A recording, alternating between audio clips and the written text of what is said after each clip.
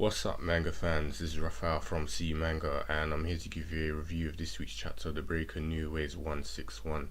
So yeah, this week's chapter was quite short. It was actually very short, which was initially disappointing to me, but I believe that it definitely made up for the action content we got in this chapter, which was great. We got to see the Southern Red Star face off against the Lone Wolf, and it was really brilliant. Gyu-Bum, I'm so happy that he's made this triumphant return. He's definitely most likely increased his level as a martial artist, and he proved it in this chapter, going toe to toe with Dokhengrang, who's one of the strongest, Murim-in martial artists that we've seen so far in the series.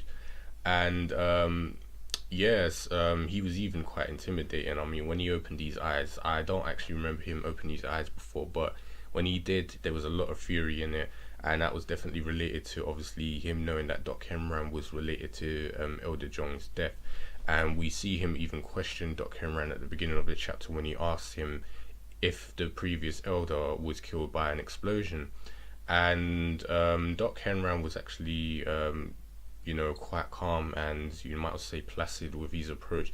He even was coming with non-hostile answers when he was like, I know you won't believe me, but haven't come here as an enemy. I want to speak with the current Gaiju of the Sun-Woo clan, the former 9 Archdragon's disciple, and I'd like to speak with him. And I can assume he's most likely come there to speak with Shi-Woon because he wants to inform him about Chun-Woo's mental condition. I definitely believe Dokhengrang has figured out something is mentally wrong with Chun-Woo's mental state of mind, and I believe it's brainwashing, which I think Dokhengrang is clocked onto. So I don't know why he's come to tell Shi-Woon this, but I guess Dokhengrang, he has his own morals or reasons for it, and he's come to tell Shi-Woon for that reason. I don't know, but we probably might not get to know for a while because of the way the chapter ended, and he didn't even get to finish his answer.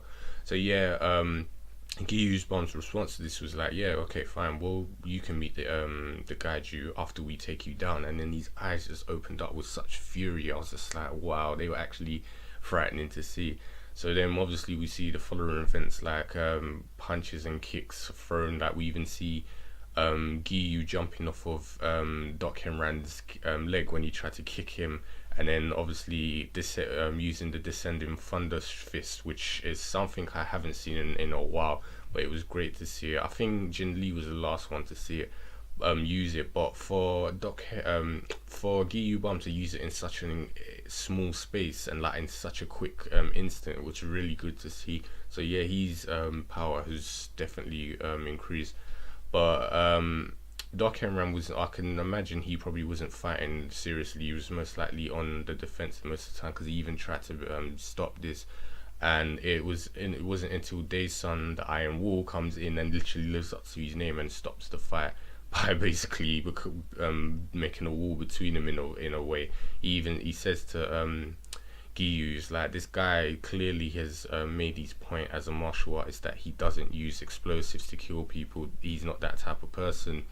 And he even says, even kind enough to say to Dokhengrang, what is the message you want to pass on? And before Dokhengrang gets to say anything, a van comes smashing into the underground complex, and no one's seen this van before, and Dokhengrang straight away clocked on and said, everyone watch out.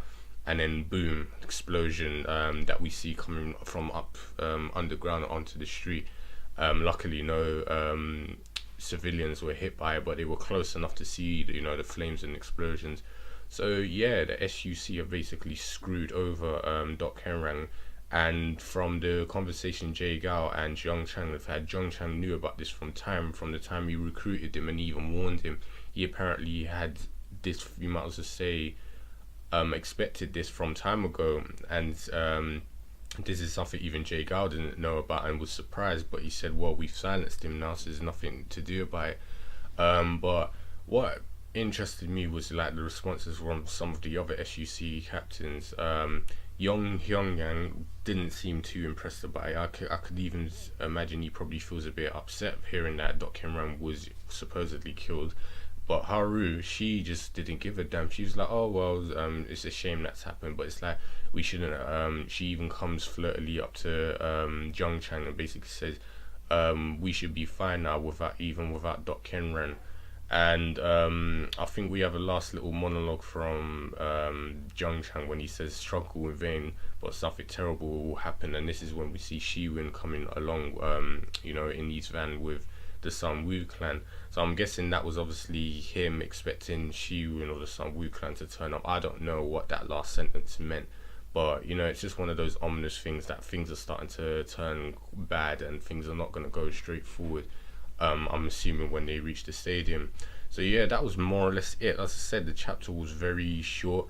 If it wasn't for the fact that there was action in there, I probably would have been a bit disappointed. But because obviously, if it was a short chapter with just talking, they couldn't fit in the amount of content that we've been getting in the other chapters. Because the chapters have been brilliant lately. I haven't even cared that there's been no action, because the storytelling and all the development that we've been getting, character interaction and development, has been really great. So yeah, this is why I'm letting this week's chapter off with, I'm letting them off because it was literally action that made up for it. And I know the guys are under pressure and working hard, so I'll give them a break. They're gonna take 2 weeks break anyway. So yeah, as I said, that was more or less the chapter. It was very enjoyable seeing Dokhengrang and Gyu-Bum fight. I'm wondering who's going to be alive or what condition they're going to be in at the end of, after that explosion. And damn, what else is going to happen? Because I really wanted to know what Dokhengrang was going to say about what his message was going to be to Shi-Woon, which I definitely think is to do with Chun-Woo's mental state of health or mind. So yeah, that's about it. The only thing we can do is painfully wait 2 weeks for the next chapter, or 3 weeks actually. And yeah, sit tight and wait. So you guys know the usual. If you enjoyed this chapter and you got any predictions, opinions about this one and what to expect in 3 weeks, let me know in the comment box below. And also, if you're new to the channel and you enjoyed this video, hit the subscribe button and you'll find several series similar to this done. And I'll speak to you guys I guess in 3 weeks.